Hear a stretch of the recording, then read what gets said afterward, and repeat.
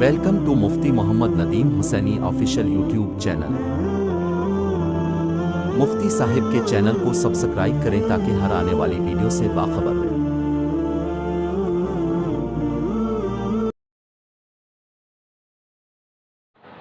قال النبی صلی اللہ علیہ وسلم احب الاعمال الى اللہ ادومها وان قل او کما قال رسول اللہ صلی اللہ علیہ وسلم۔ میرے بھائی دوستو، نبی اکرم صلی اللہ علیہ وسلم مبارک فرمان ہے کہ اللہ کے ہاں وہ عمل جو مسلسل ہو، اگرچہ تھوڑا ہو، بہت زیادہ پسندیدہ ہے، بہت زیادہ محبوب ہے۔ تو انسان کو چاہیے کہ اپنی زندگی میں کوئی ایسا وظیفہ، کوئی ایسا عمل، ٹھیک ہے، جو کل قیامت والے دن اس بندے کے لیے ذریعہ نجات بن جائے، بندے کو اپنی زندگی میں جوڑ دینا چاہیے۔ تو پیارے آقا صلی اللہ علیہ وسلم نے جو فرمایا کہ کوئی بھی عمل جو تھوڑا ہو، اگرچہ تھوڑا ہو لیکن ہو مسلسل، یہ اللہ کو بہت زیادہ پسندیدہ ہے۔ تو اس لیے آپ کے سامنے میں ایک مخصوص چھوٹا سا عمل، بالکل مختصر سا، جو ہر مسلمان کر سکتا ہے اور کرنا مشکل بھی نہیں ہے، وقت بھی نہیں لگتا۔ میرے دوستو، کوئی ہوگا جس کے دل میں آخرت کی قدر نہیں، عمل کی قدر نہیں، جنت کی حقیقی طلب نہیں، میرے دوستو اس چھوٹے چھوٹے جو معمولات ہیں، چھوٹے چھوٹے وظائف ہیں، ان چیزوں کو وہی درگزر کر دیتا ہے، وہی چھوڑ دیتا ہے۔ تو اس لیے کم از کم یہ حدیث جو میں آپ کے سامنے عرض کرنے لگا ہوں، ہر مسلمان اس کو اپنی زندگی میں لائے۔ ہر بندہ، ہر مسلمان بہن، ہر مسلمان بھائی اپنی زندگی میں اس کو آج ہی سے شامل کر لے۔ مسلم شریف کی روایت ہے، مشکات کے اندر یہ موجود ہے، پیارے آقا صلی اللہ علیہ وسلم نے ارشاد فرمایا، بلکہ ام المؤمنین پیغمبر کی بیوی حضرت جویریہ رضی اللہ تعالی عنہا فرماتی ہیں کہ ایک مرتبہ نبی اکرم صلی اللہ علیہ وسلم صبح کی نماز کے وقت جب میں نماز پڑھ کر اپنی تسبیحات میں مشغول ہو گئی تو پیارے آقا صلی اللہ علیہ وسلم میرے پاس سے مسجد میں تشریف لے گئے نماز پڑھانے کے لیے۔ تو نبی صلی اللہ علیہ وسلم نے وہاں پر نماز پڑھائی۔ نماز پڑھانے کے بعد اشراق تک تشریف فرما رہے، اشراق پڑھی، اس کے بعد چاشت پڑھی، دوپہر کے قریب پیغمبر صلی اللہ علیہ وسلم اپنے گھر پہ واپس تشریف لائے، اور ام المؤمنین حضرت جویریہ رضی اللہ تعالی عنہ ابھی تک، یعنی اشراق کے بعد پھر چاشت اور چاشت کے بعد تک مصلی پر بیٹھی تسبیحات کر رہی ہیں۔ اور آج کل چاشت کی نماز کا وقت ہو رہا ہے تقریباً 9 بجے، اور 9 بجے کے بعد دوپہر کے قریب تقریباً 10، 10:30، 11 کا ٹائم لگا لیں، اتنا وقت بنتا ہے کہ پیغمبر صلی اللہ علیہ وسلم اس وقت، یعنی صبح کی نماز سے لے کر دوپہر کے قریب یعنی 12 سے گھنٹہ 1.5 گھنٹہ پہلے کا جو ٹائم ہے، یہ دوپہر کے قریب ہوتا ہے۔ تو لہٰذا 10 بجے کے قریب بھی فرض کر لیں، پیغمبر صلی اللہ علیہ وسلم اپنے گھر پہ تشریف لائے تو ام المؤمنین جویریہ رضی اللہ تعالی عنہ اسی حالت میں بیٹھی اپنے مصلی پر تشریف فرما تسبیحات میں مشغول ہے۔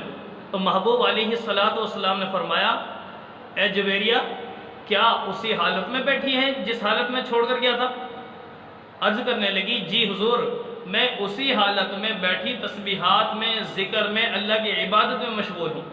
تو نبی صلی اللہ علیہ وسلم فرمایا کہ صبح سے لے کر، یعنی فجر سے لے کر اب تک جتنا تو نے عمل کیا، جتنے تو نے وظائف کیے، جتنی تو نے تسبیحات کی ہیں، ان تمام تسبیحات کو جمع کر لیا جائے، اور اس کے بعد میں نے جو صبح نماز پڑھ کر 4 کلمات 3 مرتبہ پڑھے ہیں، 4 کلمات 3 مرتبہ پیغمبر علیہ الصلوۃ والسلام نے پڑھے، اور فرمایا کہ آپ کا اب تک کیا ہوا عمل اس کے برابر کیا جائے تو میں نے جو 3 دفعہ وہ کلمات پڑھے ہیں وہ آپ کے سارے عمل سے بڑھ جائیں گے۔ اب میرے دوستو، وہ کون سے قیمتی الفاظ ہیں پھر پیارے محبوب کی زبان سے ہمیں ملیں؟ تو میرے دوستو، ایک بندہ صبح سے لے کر دوپہر تک عبادت میں لگا رہے، اور ایک بندہ صبح فجر کی نماز پڑھ کر وہ 4 کلمات 3 دفعہ صرف پڑھ لے، 1 منٹ بھی نہیں لگتا میرے بھائی، 1 منٹ بھی کیا ہوتا ہے، آپ آدھے منٹ میں ان الکلمات کو آرام سے پڑھ لیں گے۔ تو میرے دوستو فجر کی نماز پڑھ کر ہر مسلمان بھائی ان کلمات کو اپنی زبان پر جاری کر لے، 3 دفعہ ان کو دہرا لے۔ تو جب 3 دفعہ جب پڑھے گا تو میرے دوستو صبح سے لے کر دوپہر تک یہ عبادت کی جانے کے برابر ثواب رکھتے ہیں وہ 3 کلمات۔ تو اس سے میں نے عرض کر دیا شروع میں حدیث کہ تھوڑا سا عمل جو مسلسل ہو اللہ کو بہت زیادہ پسندیدہ ہے۔ اور پھر پیارے پیغمبر صلی اللہ علیہ وسلم نے جو وہ کلمات بتائے ہیں کون کون سے ہیں؟ سبحان اللہ و بحمدہ، اس کے بعد 4 کلمات ہیں، عدد خلقہ نمبر 1، وزینت عرشہ نمبر 3، ومداد کلماتی، بلکہ سبحان اللہ و بحمدہ، عدد خلقہ، ورضا نفسہ، وزینت عرشہ، ومداد کلماتی۔ میرے دوستو یہ 4 کلمات ہیں جو محبوب علیہ السلام نے فرمایا کہ 3 دفعہ صبح پڑھے، اور 3 دفعہ صبح پڑھنے پر کتنا بڑا اجر اللہ نے دیا۔ تو اس لیے کم از کم ہر مسلمان صبح فجر کی نماز پڑھ کے ان 3 دفعہ ان کلمات کو اپنی زبان سے ادا کر لے، پھر اپنے مصروفیات میں چاہے لگ جائے۔ لیکن اس کا مطلب یہ نہیں کہ بس صرف ان کلمات کو صبح پڑھ لے، اس کے بعد ضرورت نہیں ہے بھئی یہ زبان کا کام ہے، صرف بولنا یا بولنے والا کام میں سے ہونا ہے۔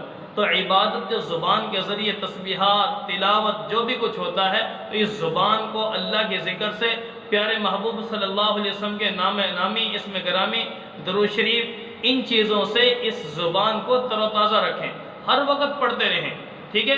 تو اس لیے میرے دوستو نبی اکرم صلی اللہ علیہ وسلم نے بتایا اس عمل کو میرے دوستو ہر مسلمان اپنی زندگی میں لائے۔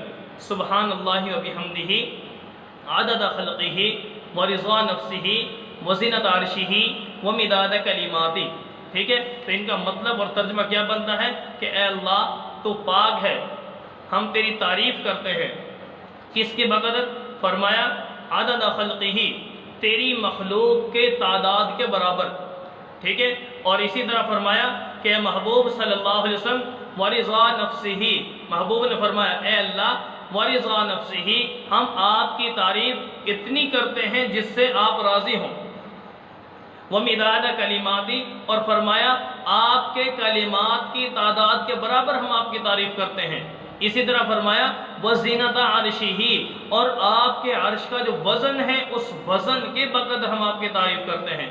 تو میرے دوستو جب ان الفاظ کے ذریعے سے اللہ کی حمد و ثنا کی جاتی ہے، اللہ کو بہت ہی زیادہ پسندیدہ ہے یہ عمل، اور اس بندے پہ بہت ہی زیادہ پیار آتا ہے۔